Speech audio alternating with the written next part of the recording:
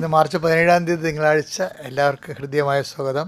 അമ്മേ പരിശുദ്ധമ്മേ, അമ്മേ പരിശുദ്ധമ്മേ, ദേവമാതാവേ, ദൈവമാതാവേ, കൃപാസനത്തിലൂടെ ഞങ്ങൾക്കും ഞങ്ങളുടെ ദേശത്തിനും അമ്മ മധ്യസ്ഥം തേടി തന്ന എല്ലാ അനുഗ്രഹങ്ങൾക്കും കൃപകൾക്കും ഞങ്ങളിപ്പോൾ ഹൃദയം നിറഞ്ഞ നന്ദി പറയുന്നു. അമ്മേ പരിശുദ്ധമ്മേ, ദൈവമാതാവേ, 2004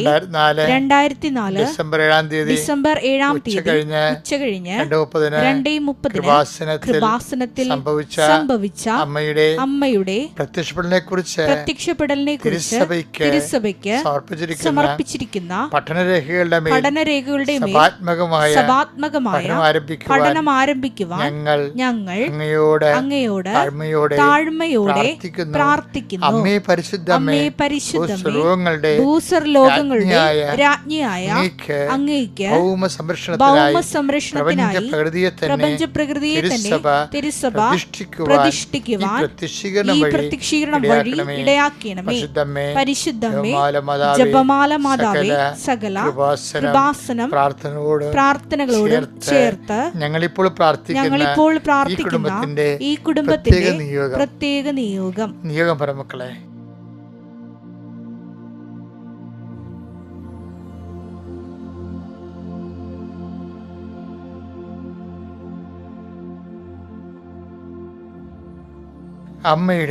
അമ്മയുടെ പ്രത്യക്ഷീകരണത്തിന്റെ ഈ അനുഗ്രഹവേളയിൽ ഞങ്ങൾക്ക് സാധിച്ചു തരുവാൻ കനിയണമേ. ആമേൻ. വിശ്വാസ പ്രമാണം. സർവശക്തനായ പിതാവും ആകാശത്തിന്റെയും ഭൂമിയുടെയും സൃഷ്ടാവുമായ ദൈവത്തിൽ ഞാൻ വിശ്വസിക്കുന്നു. അവിടുത്തെ ഏകപുത്രനും ഞങ്ങളുടെ കർത്താവുമായ ഈശോ മിശിഹായിലും ഞാൻ വിശ്വസിക്കുന്നു. ഈ പുത്രൻ പരിശുദ്ധാത്മാവിനാൽ ഗർഭസ്ഥനായി കന്യകാമറിയത്തിൽ നിന്ന് പിറന്ന് പൊന്തിയോസ് പീലാത്തോസിന്റെ കാലത്ത് പീഡകൾ സഹിച്ച് കുരിശിൽ തറയ്ക്കപ്പെട്ട് മരിച്ച് അടക്കപ്പെട്ട് പാതാളങ്ങളിൽ ഇറങ്ങി മരിച്ചവരുടെ ഇടയിൽ നിന്ന് 3-ാം നാൾ ഉയർത്ത് സ്വർഗത്തിലേക്ക് എഴുന്നള്ളി സർവശക്തിയുള്ള പിതാവായ ദൈവത്തിന്റെ വലതുഭാഗത്തിരിക്കുന്നു. അവിടെ നിന്ന് ജീവിക്കുന്നവരെയും മരിച്ചവരെയും വിധിക്കുവാൻ വരുമെന്നും ഞാൻ വിശ്വസിക്കുന്നു. പരിശുദ്ധാത്മാവിലും ഞാൻ വിശ്വസിക്കുന്നു. വിശുദ്ധ കത്തോലിക്കാ സഭയിലും പുണ്യവാന്മാരുടെ ഐക്യത്തിലും പാപങ്ങളുടെ മോചനത്തിലും ശരീരത്തിന്റെ ഉയർപ്പിലും നിത്യമായ ജീവിതത്തിലും ഞാൻ വിശ്വസിക്കുന്നു. ആമേൻ. സ്വർഗ്ഗസ്ഥനായ ഞങ്ങളുടെ പിതാവേ, അങ്ങയുടെ നാമം പൂജിതമാകണമേ. അങ്ങയുടെ രാജ്യം വരണമേ. അങ്ങയുടെ തിരുമനസ് സ്വർഗത്തിലെ പോലെ ഭൂമിയിലും ആകണമേ. അന്നു വേണ്ടുന്ന ആഹാരം ഇന്ന് ഞങ്ങൾക്ക് തരണമേ. ഞങ്ങളോട് തെറ്റ് ചെയ്യുന്നവരോട് ഞങ്ങൾ ക്ഷമിക്കുന്നത് പോലെ ഞങ്ങളുടെ തെറ്റുകൾ ഞങ്ങളോടും ക്ഷമിക്കണമേ.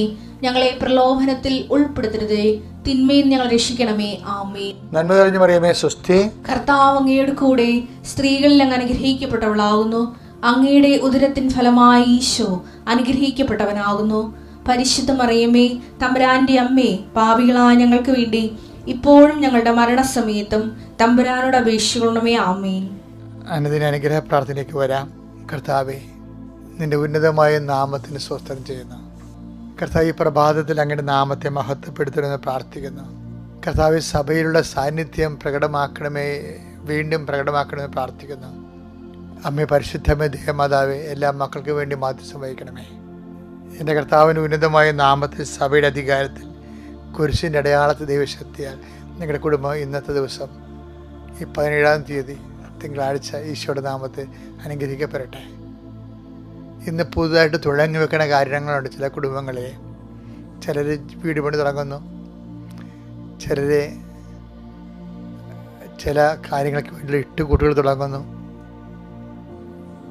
ചില ആൾക്കാർ ചില നല്ല യാത്രകളും ജോലി സംബന്ധമായ യാത്രകൾ തുടങ്ങുന്നു, ചിലർ വാഹനം മേടിക്കാൻ പോകുന്നു. അങ്ങനെ വ്യത്യസ്തങ്ങളായ പുതിയ സംരംഭങ്ങളെയാണ് ഈ പ്രഭാതത്തിൽ നമ്മൾ സമർപ്പിക്കുന്നത്. കർത്താവേ, അതുപോലെ തന്നെ ഈശോയെ എപ്പോഴും വലിയ പ്രാർത്ഥനകളുടെ സമയത്തെല്ലാം ഞാൻ എൻ്റെ മനസ്സിൽ വരുന്നത് ചെറിയ മനുഷ്യരെക്കുറിച്ച് കൂടുതൽ കർത്താവേ സമൂഹം ബോധവാന്മാരായിരിക്കണം. അതായത് സാധാരണ വളർത്തുമൃഗങ്ങളെ കൊണ്ട് അവരുടെ വരുമാനത്തിൽ നിന്ന് ജീവിച്ചു പോകുന്ന ഒത്തിരിയേറെ മനുഷ്യരുണ്ട്. ആ മൃഗങ്ങളെല്ലാം സമർപ്പിച്ച് പ്രാർത്ഥിക്കുന്നു. പക്ഷികളെ വളർത്തിയും പട്ടികളെ വളർത്തിയൊക്കെ ജീവിക്കുന്നവരുണ്ട്. കുഞ്ഞ് നിറമത്സ്യങ്ങളെ, കളർ മത്സ്യങ്ങൾ വളർത്തി, അലങ്കാര മത്സ്യങ്ങൾ വളർത്തി ജീവിക്കുന്നവരുണ്ട്. കുഞ്ഞു കുഞ്ഞ് വരുമാനക്കാരെ എല്ലാം കർത്താവേ, അവർക്കതൊക്കെ നന്നായി ചെയ്യാനും അവർക്ക് നഷ്ടങ്ങൾ വരരുത്.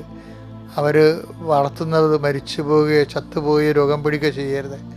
അവരുടെ മനസ്സ് ഇടിഞ്ഞു പോകരുത് കർത്താവേ. അവരെല്ലാം സന്ധിക്കണമെന്ന് പ്രാർത്ഥിക്കുന്നു.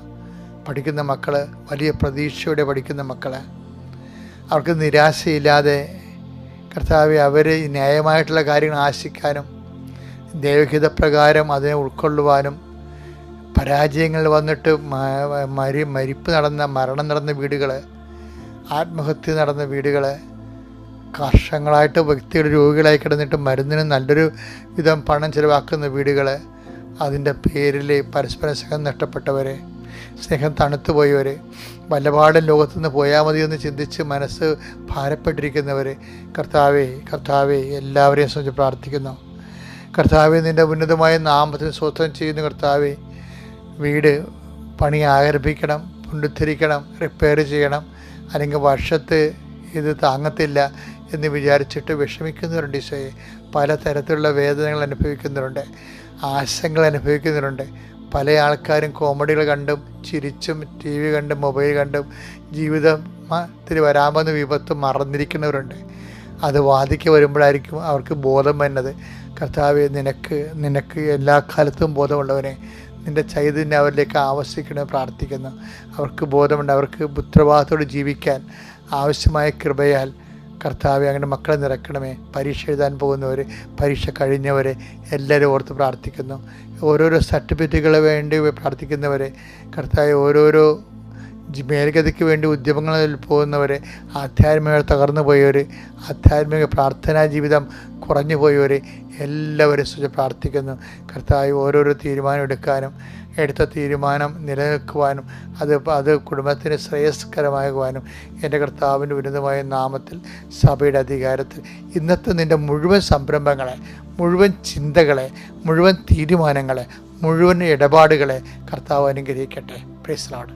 എൻ്റെ പ്രിയപ്പെട്ടവരെ, നമ്മളെത്ര വിശ്വാസം ഉണ്ടാകുന്നാലും വിശ്വാസം പോകുന്നൊരു സമയമുണ്ട്.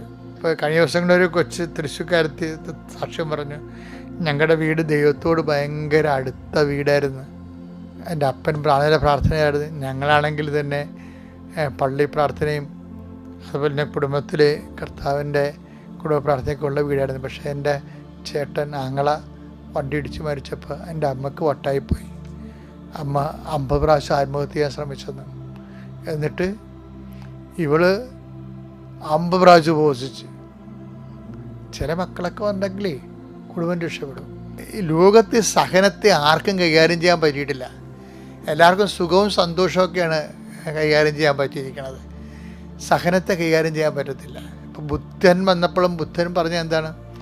Desire is the cause of evil എന്ന് പറയും. ഡിസയറാണ് ഈ എല്ലാ തിന്മകളുടെയും കാരണമെന്ന് പറയും. ഈ ക്രിസ്തു വന്നപ്പോൾ എന്ത് ചെയ്ത്? സഹനത്തെ ഫേസ് ചെയ്ത്, സഹനത്തെ അക്സെപ്റ്റ് ചെയ്യാൻ തീരുമാനിച്ചു. അക്സെപ്റ്റ് ചെയ്തതിന് ശേഷം അത് മനുഷ്യൻ്റെ എല്ലാ മനുഷ്യനുണ്ടാക്കുന്ന സഹനത്തിൻ്റെ സോഴ്സ് പലപ്പോഴും പാപമായിട്ട് വരുന്നവരുകയും അതിന് പരിഹാരമായിട്ട് ഇതിന് ഒരു പ്രത്യേക മീനിങ് കൊടുത്ത്, അർത്ഥം കൊടുത്ത്, ഇതിന് നിത്യത്തിലേക്കുള്ള ഒരു ആർജിക്കാൻ പറ്റിയൊരു മാർഗമായിട്ട് അതിനെ മാറ്റി, അതിനെ ഭയങ്കരമായിട്ട് ട്വിസ്റ്റ് ചെയ്ത് സഹനത്തെ. അതുകൊണ്ട് തന്നെ ഈ രണ്ട് കാര്യം ജീവിതത്തിലുള്ള സഹനമുണ്ട്, സന്തോഷമുള്ളത് കാരണം രണ്ടിനെയും നെഞ്ചു പിരിച്ച് സ്വീകരിക്കാനുള്ള ഒരു തൻ്റെ ഇടം മനുഷ്യന് ഉണ്ടാകുന്ന രീതിയിലാണ് ഈ ക്രിസ്ത്യാനിറ്റി രൂപകൽപ്പന ചെയ്തിരിക്കുന്നത്. ഇപ്പോൾ യോഹന്നാൻ 1:29 വായിക്കത്തില്ലേ? ഇതാ ദൈവത്തിൻ്റെ കുഞ്ഞാടെന്ന് പറയുന്ന ആളാണ് സ്നാപക യോഹന്നാൻ. ക്രിസ്തുവിലുള്ള വിശ്വാസമാണ് ആദ്യം പോയത്. ഇപ്പോൾ സഹനം വരുമ്പോൾ, വിശപ്പ് വരുമ്പോൾ, ജയിലിലെ പീഡനങ്ങൾ വരുമ്പോൾ യോഹന്നാൻ സ്നാപകന് ഉടനെ ആ വിശ്വാസത്തിൻ്റെ അലൈൻമെൻറ്റ് പോയി. ക്രിസ്തുവിൽ സംശയമായി. 10 സുവിശേഷം 13:3 എന്താണ്? വരാനിരിക്കുന്നവൻ നീ തന്നെയോ അതോ ഞങ്ങൾ മറ്റൊരുവനെ പ്രതീക്ഷിക്കണമോ? യോഹന്നാൻ 1:29 ഇതാ ദൈവത്തിന്റെ കുഞ്ഞാടെന്ന് പറഞ്ഞ ആള് ഒരു സെക്കൻഡ് പീഡനങ്ങളിലേക്കും പ്രയാസങ്ങളിലേക്കും ബിഷപ്പിലേക്കും പോയപ്പോൾ ക്രിസ്തുവിലുള്ള വിശ്വാസം പോയി. പക്ഷേ യോഹന്നാൻ സ്നാപകന് വരെ ഇതാണ് അവസ്ഥയെങ്കിൽ നമ്മുടെയൊക്കെ അവസ്ഥ എന്തായിരിക്കും? അതാണ് സംഭവം. അപ്പോൾ സ്വാഭാവികമായിട്ട് ദൈവം ഇങ്ങനെയുള്ള ഒരു കാലാവസ്ഥ അനുവദിക്കും. യോഹന്നാനെ ഈശോ നീതീകരിച്ചെങ്കിൽ ഞാനും നീതീകരിച്ചു തരാം. യോഹന്നാൻ ഈശോ നീതീകരിച്ചില്ല. ഈശോ പറഞ്ഞു ഇടർച്ച ഉണ്ടായി, ഇടർച്ച ഇല്ലാത്തവനാണ് ഭാഗ്യവാൻ എന്ന് പറയും. അതാണ് വിഷയം. എന്നിൽ ഇടറാത്തവൻ ഭാഗ്യവാൻ. അപ്പം അതിൻ്റെ അർത്ഥം എന്താണ്? യോഹന്നാൻ ഇടറിയെന്നല്ലേ എൻ്റെ അർത്ഥം? യോഹന്നാൻ ഇടറിയെന്നല്ലേ? അപ്പോൾ ഈ വിശപ്പ് അറിയുന്നൊരു കാലമാണ് ഈ നോൻപ് കാലം. അത് കൃത്യമായിട്ട് വിശപ്പ് അറിയിക്കണ ഒരു മോക്ക് ഡ്രില്ല് പോലെയാണ് എന്ന് ഞാൻ പറഞ്ഞില്ലേ. അത് യഥാർത്ഥത്തിലുള്ള പ്രശ്നങ്ങൾ വരുമ്പോൾ നമുക്ക് പിടിച്ചു നിൽക്കാൻ വേണ്ടിയാണ് സഭ ഒരു പരിശീലന കാലഘട്ടം വെച്ചിരിക്കണം നോൻപിൻ്റെ. അതെപ്പോഴും നമ്മൾ ഓർക്കണം. ഇപ്പോൾ യോഹന്നാനെ സംബന്ധിച്ചിടത്തോളം, യോഹന്നാൻ സ്നാപകനെ സംബന്ധിച്ചിടത്തോളം കർത്താവിന് സംശയം ഉണ്ടായി. മത്തായി 3:11-12 വീശുമുറം അവന്റെ കയ്യിലുണ്ട്. അപ്പൊ വീശുമുറ കാര്യം ഇങ്ങയുടെ പിന്തുടർച്ചയാണ് ഈശോ എന്ന് വിചാരിച്ചത്. ഇങ്ങനെ വിഷകണ്ട ചുവടിന് കൊടാലി വെച്ചിരിക്കണം എന്നൊക്കെ പറഞ്ഞ ആളാണല്ലോ. അപ്പം അതിൻ്റെ പിന്തുടർച്ചയായിരിക്കും എന്ന് വിചാരിച്ചത്. പക്ഷെ അവിടെ ആദ്യം കരുണയല്ലേ കർത്താവ് കാണിച്ച എല്ലാവരോടും. എന്നിട്ട് നിങ്ങൾക്ക് മുമ്പ് വേശ്യകളും ചുങ്കക്കാരും സ്വകാര്യ പ്രവേശിക്കുന്നവരെ ഈശോ പറഞ്ഞ്. കാര്യം വെച്ച് കഴിഞ്ഞാൽ ഈശോ നോക്കുന്നത് ഒരു വിഷയത്തിൻ്റെ പിന്നിൽ പ്രവർത്തിക്കുന്ന ശക്തിയും പ്രേരണയും സ്വാധീനവും അവരാ വിഷയത്തെ എങ്ങനെ എടുക്കുന്നു. അപ്പോൾ അവർക്ക് പശ്ചാത്താപം ഉണ്ടെന്നുണ്ടെങ്കിൽ സ്വാഭാവികമായിട്ടും ഈശോ അതിനെ റൈറ്റ് ഓഫ് ചെയ്ത് കളയും. ഇപ്പോൾ സുവിശേഷത്തിന് ഏറ്റവും വലിയ വിഷയം പശ്ചാത്താപമാണ്. അതുകൊണ്ടാണ് പശ്ചാത്താപത്തെ അവസാനം വരെ ഹൈലൈറ്റ് ചെയ്യുന്നുണ്ട്. നല്ല കള്ളൻ്റെ പശ്ചാത്താപത്തെ ഹൈലൈറ്റ് ചെയ്തിട്ട് അത് റൈറ്റ് ഓഫ് ചെയ്യണം കണ്ടിട്ടില്ലേ അവിടെ വെച്ച്. അവൻ്റെ മുഴുവൻ സംഭവം എടുത്തൊരു കത്തിച്ച് കളയും. ഇന്ന് നീ എൻ്റെ കൂടെ പ്രതിസ്ഥലായിരിക്കും എൻട്രി കൊടുക്കണം കണ്ടല്ലേ. പശ്ചാത്താപമാണ് ദൈവം ഉദ്ദേശിക്കുന്നത്. ഇത് പറയും ഞാൻ നീതിവാന്മാരെ വിളിക്കാനില്ല, അനുതാപത്തിനായി പാപികളെ അനുതാപത്തിന് ക്ഷണിക്കാനാണ് വന്നിരിക്കുന്നത്. അപ്പം കറക്റ്റല്ലേ സംഭവങ്ങളാണ്. അപ്പം അതുകൊണ്ട് ആ ഒരു കർത്താവിൻ്റെ ദൗത്യം, മറ്റത് വഴിയൊരുക്കണ കക്ഷി മാത്രമായിരുന്നല്ലോ.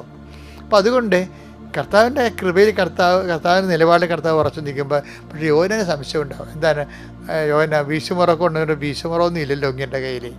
അങ്ങനെ എല്ലാവരും കതിരിനെ ഒരുമിച്ച് സ്വീകരിക്കുന്നത് പോലെയൊക്കെ യോഹന്നാന് സംശയം തോന്നും. അങ്ങനെയൊന്നും അല്ല ശരിക്കും പറഞ്ഞാൽ, പുള്ളിക്ക് അങ്ങനെ തോന്നിയതാണ്. പക്ഷേ എന്താ പ്രശ്നം വെച്ച് കഴിഞ്ഞാൽ, പക്ഷേ കർത്താവിൻ്റെ കയ്യിൽ വീശുമുറമുണ്ട്. പക്ഷേ എല്ലായിടത്തും കയറി വീശത്തില്ല.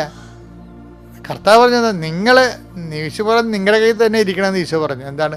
നിങ്ങൾ അളക്കുന്ന അളവ് കൊണ്ട് തന്നെ നിങ്ങൾക്ക് വളർന്നു കിട്ടും. അപ്പോൾ വീശുമുറ ആരുടെ കയ്യിലാണ്? അവനവൻ്റെ കയ്യിലാണ് ഇരിക്കണത്. അവനവൻ്റെ വീശുമുറ എന്താ കാര്യം വെച്ചാൽ നമ്മളൊരു ശിക്ഷ വാങ്ങിക്കുന്നുണ്ടെങ്കിൽ അതിന് ഉത്തരവാദിത്വം നമ്മൾ തന്നെ ആയിരിക്കുമെന്ന്. എന്താ കാര്യം? വചനം മനുഷ്യൻ്റെ ഹൃദയത്തിൽ എഴുതപ്പെട്ടു പോയി. അപ്പോൾ ഏത് ക്രിസ്ത്യാനി ആയാലും ക്രിസ്ത്യാനി അല്ലെങ്കിലും ന്യായസ്ഥാനപ്പെട്ടവരാണ് അല്ലെങ്കിലും മനുഷ്യൻ്റെ മനസ്സാക്ഷിക്കെതിരെ ഒരു വ്യക്തിയിൽ തിന്മകൾ ഉണ്ടായിക്കഴിഞ്ഞാൽ സ്വാഭാവികമായിട്ടും അവൻ തന്നെ ആയിരിക്കും അവൻ്റെ വീശുമുറം. അപ്പോൾ അതുകൊണ്ട് കർത്താവ് ആ കാര്യത്തിൽ കോംപ്രമൈസ് ഒന്നും ചെയ്തില്ല. യോഹന്നാൻ പക്ഷേ വീശുമുറ ഇല്ല, എല്ലാവർക്കും ഇങ്ങനെ ചാക്കിരി പാസ് പോലെ ഓൾ പ്രൊമോഷൻ, പാപികളെയും വിശുദ്ധന്മാരെയും എല്ലാത്തിനും ഓൾ പ്രൊമോഷൻ കിട്ടും എന്നൊരു ഐഡിയ തെറ്റിദ്ധരിക്കണയാണ്. ഈ തെറ്റിദ്ധാരണ വരണത് വിശപ്പും ദാരിദ്ര്യവും പ്രയാസങ്ങളൊക്കെ അനുഭവിക്കുമ്പോഴാണ് ദൈവത്തെക്കുറിച്ച് നമ്മൾക്ക് എപ്പോഴും ഒരു ഫ്രസ്ട്രേഷൻ ഫ്ലക്ച്വേഷൻസ് ഉണ്ടാകുന്നത്. അപ്പം അതുകൊണ്ട് ഈ നോൻപ് കാലത്തിൻ്റെ ഉദ്ദേശം വെച്ചാൽ ഒരു ഇല്ലായ്മക്കാലം, വറുതിക്കാലം വരുമ്പോൾ ബൈബിളിൻ്റെ ഭാഷയിൽ പറഞ്ഞു കഴിഞ്ഞാൽ കോലം പശുക്കളുടെ, മെലിഞ്ഞ പശുക്കളുടെ കാലം എല്ലാവരും മസ്റ്റാണ്. ഐശ്വര്യം, പേര്, പ്രതാപം, ആരോഗ്യമൊക്കെ ഉണ്ട്. അതുപോലെ ഇല്ലാത്ത ഒരു കാലം ഉണ്ടാകും മനുഷ്യൻ്റെ ജീവിതത്തിൽ. എല്ലാ കാലത്തും ആരോഗ്യം ഉണ്ടാകത്തില്ലല്ല, എല്ലാ കാലത്തും സൗന്ദര്യം ഉണ്ടാകത്തില്ല. അപ്പോൾ ഇല്ലായ്മയുടെ കാലം, വറുതിക്കാലത്തെ അതിജീവിക്കാൻ വേണ്ടിയുള്ള ഒരുക്കം മനുഷ്യൻ്റെ ജീവിതത്തിൻ്റെ ഒരു ഭാഗമാക്കാൻ വേണ്ടിയാണ് സഭ നോൻപ് സ്ഥാപിച്ചിരിക്കുന്നത്. അത് ഇന്ന് നോൻപിന് വേണ്ടി മാത്രമല്ല, ഏത് കാലഘട്ടത്തിലൂടെയാണ് കടന്നു പോയാലും വർദ്ധിക്കാലമായാലും ദൈവത്തെ കൈവിടാതെ വിശ്വസിച്ചും പ്രാർത്ഥിച്ചും കൂടുതൽ സുഭിക്ഷിത കാലത്തേക്കാൾ കൂടുതൽ വിശ്വസിച്ചും പ്രാർത്ഥിച്ചും മുന്നേറാൻ ദൈവം നിങ്ങളെ സഹായിക്കണം എന്നുള്ളതാണ് ബൈബിളിൻ്റെ ഒരു